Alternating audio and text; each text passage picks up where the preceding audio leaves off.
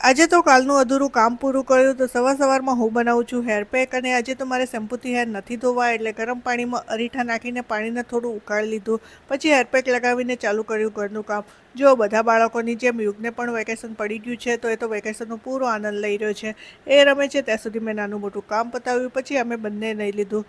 અરીઠાથી hair wash કર્યું છે તો પણ શેમ્પૂથી કર્યું હોય એવું લાગે છે. પછી બપોરના ટાઈમે બધાને ચીકુનો મિલ્કશેક પીવો છે તો એ બનાવ્યો. કાલે મોવડી ગયા હતા ત્યાંથી ચીકુ લઈ આવ્યા હતા. આમ કરતાં રાત પડી એટલે અમે તૈયાર થઈને નીકળી પડ્યા. પહેલાં તો પતાવ્યું કાલનું અધૂરું કામ. કાલે જે નંબર પ્લેટ લગાવવાની બાકી હતી તે લગાવડાવી. પછી પહોંચી ગયા મોટા ચિલોડા.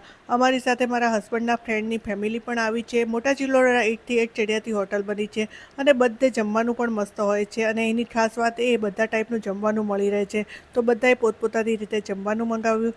સાથે સાથે મારા હસબન્ડે બધાને સર્વ પણ કર્યું. પછી જમીને બહાર નીકળીને અમે લેડીઝ ગ્રુપે મળીને કરી બહુ બધી વાતો.